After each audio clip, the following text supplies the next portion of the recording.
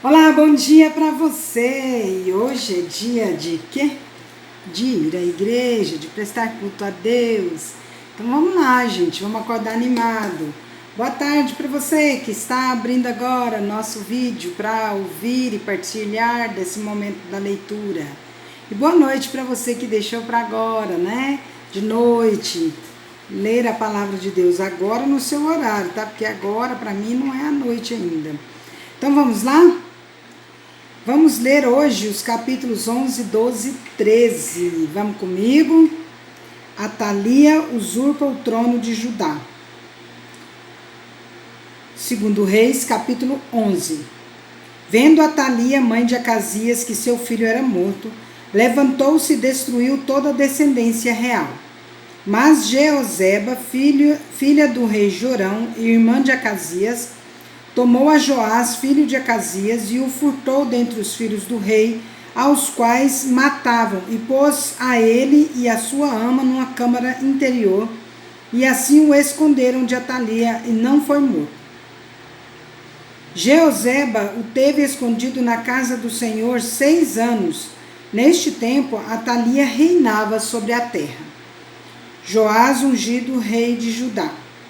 No 7º ano, mandou Joiada chamar os capitães dos cários e da guarda e os fez entrar à sua presença na casa do Senhor.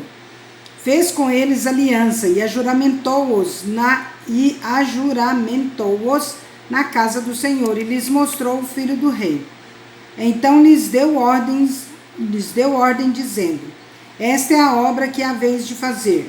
1/3 parte de vós que entrais no sábado fará a guarda da casa do rei.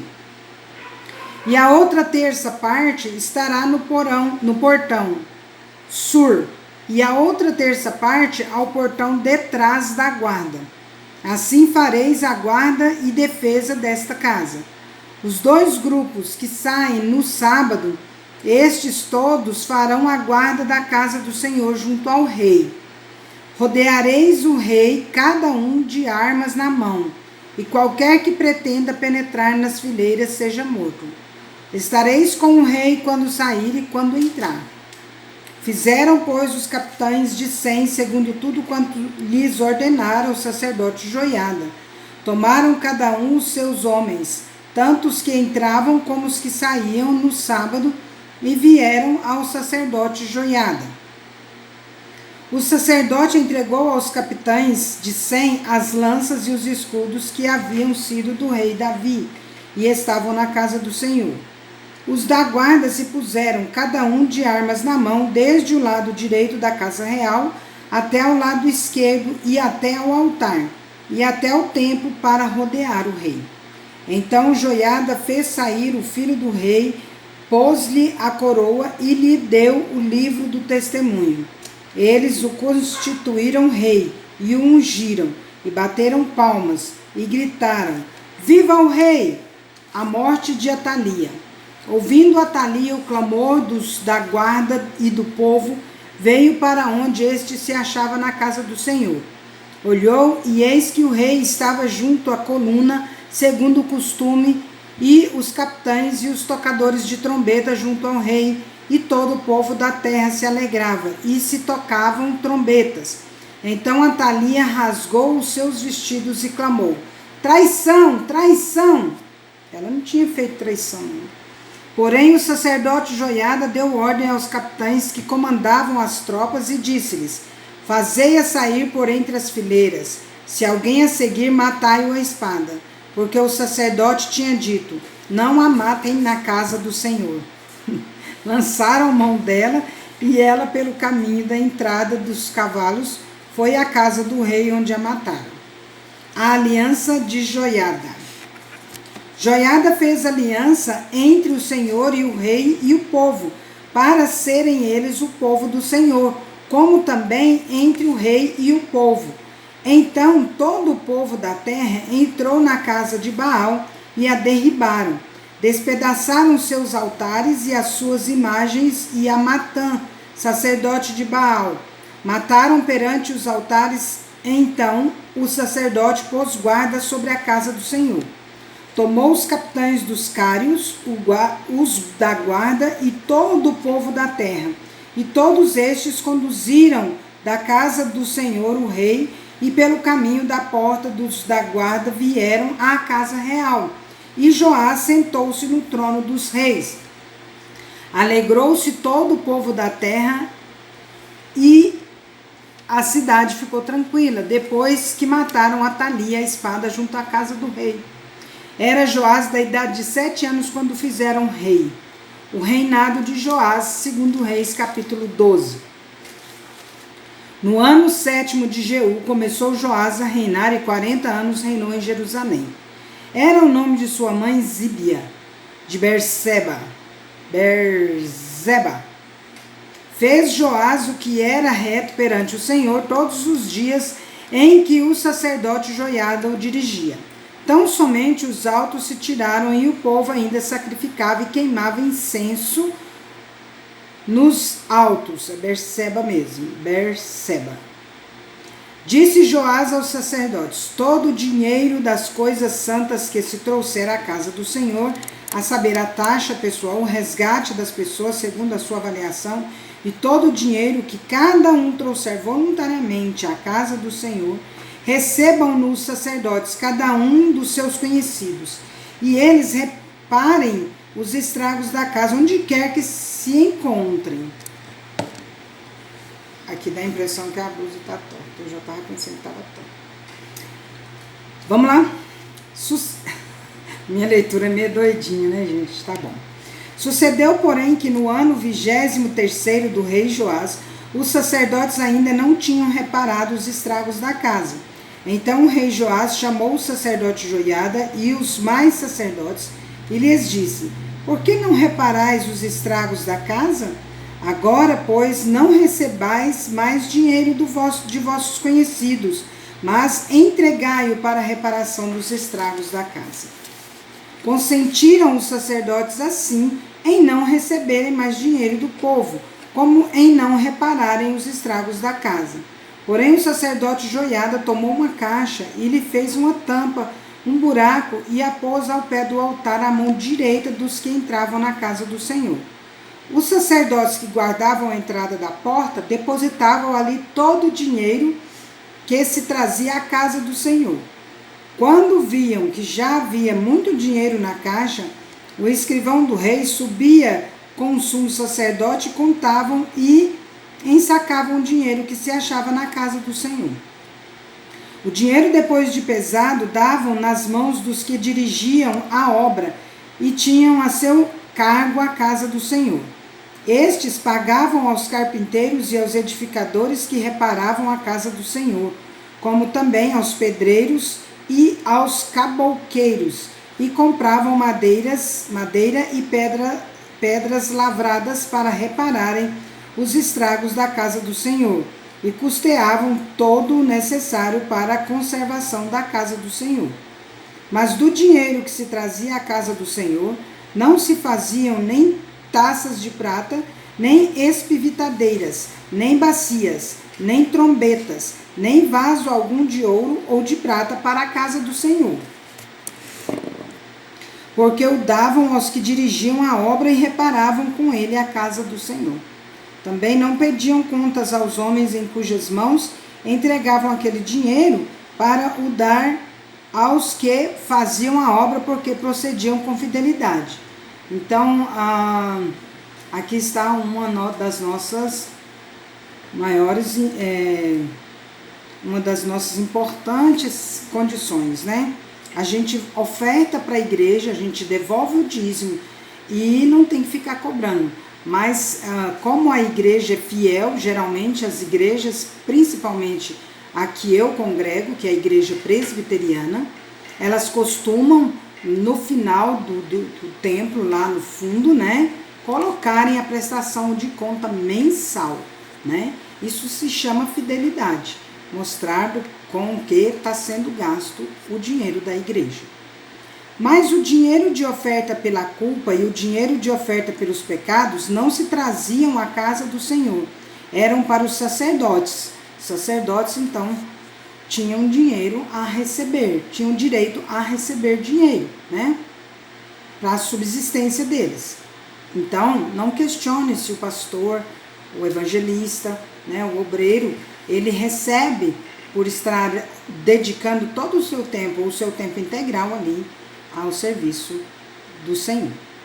Então subiu Azael, rei da... A gente aprende tanto lendo, né? Então subiu Azael, rei da Síria, e pelejou contra Gate, e a tomou. Depois Azael resolveu marchar contra Jerusalém. Porém Joás, rei de Judá, tomou todas as coisas santas que Josafá, Jeorão e Acasias, seus pais, rei de Judá, haviam dedicado, como também todo o ouro que se achava nos tesouros da casa do Senhor e na casa do rei, e os mandou a Azael, rei da Síria, e este se retirou de Jerusalém. Quanto aos mais atos de Joás e a tudo o que fez, porventura não estão escritos no livro da história dos reis de Judá? A conspiração contra o rei Joás.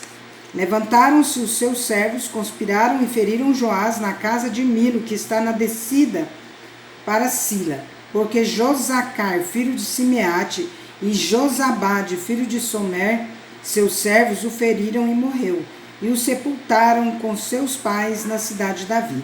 E Amazias, seu filho, reinou em seu lugar. O reinado de Jeoacás, segundo Reis, capítulo 13. No 23º ano de Joás, filho de Acasias, rei de Judá, começou a reinar Jeoacás, filho de Jeú, sobre Israel, em Samaria, e reinou 17 anos. Lembra que eu falei? São 2 reinados, Judá e Israel. Então, eles estão traçando aqui o período de reinado, tanto de Judá como de Israel. Por isso que eles falam, no 23º ano de Joás, filho de Acasias, rei de Judá, começou a reinar Jeoacás, filho de Jeú, sobre Israel. E fez o que era mal perante o Senhor, porque andou nos pecados de Jeroboão, filho de Nebate, que fez pecar a Israel.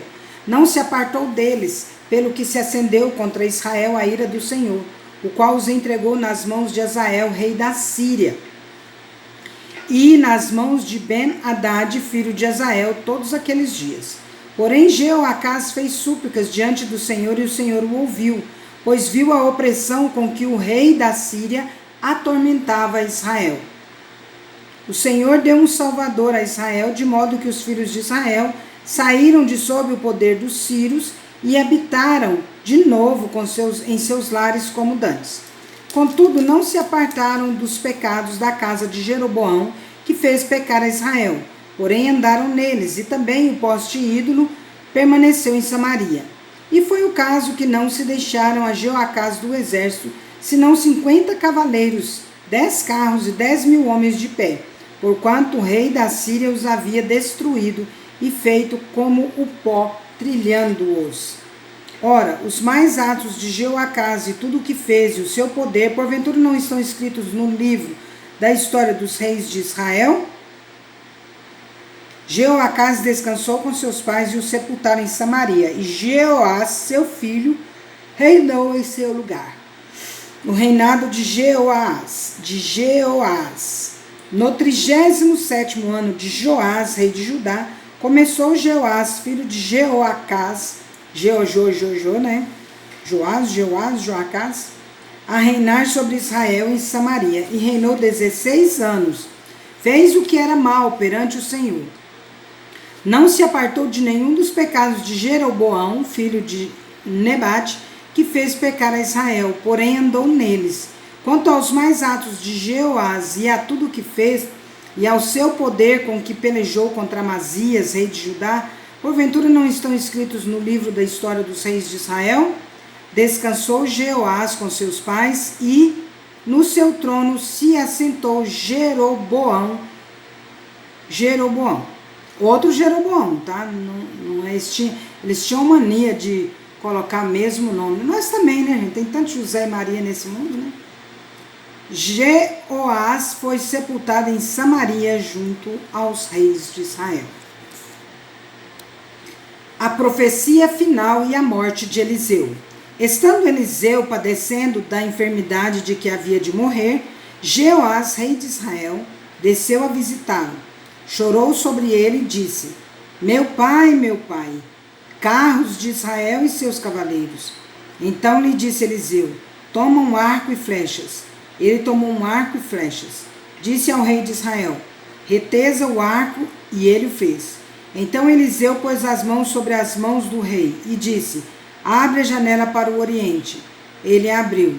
Disse mais Eliseu: atira, e ele atirou. Prosseguiu: flecha da vitória do Senhor, flecha da vitória contra os sírios, porque ferirás os sírios em Afeca, até os consumir. Disse ainda: toma as flechas. Ele as tomou. Então disse ao rei de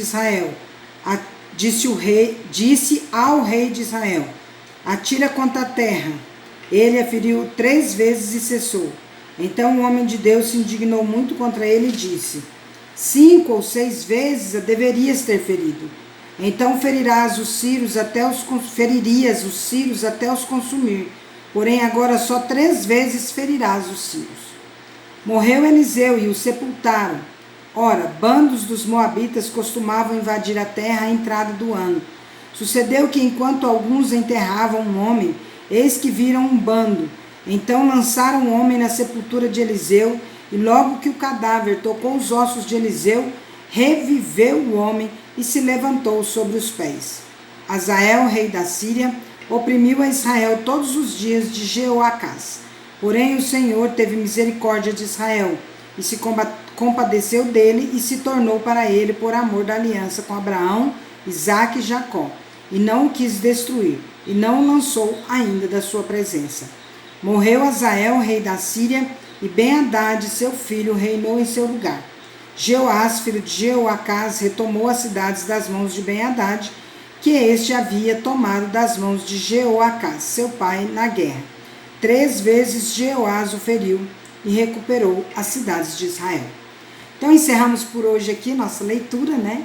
Esta está iniciando mais uma semana, hoje é o primeiro dia da semana. Que Deus abençoe você, que Deus abençoe seu dia, porque o nosso Deus é fiel e bom. Vamos?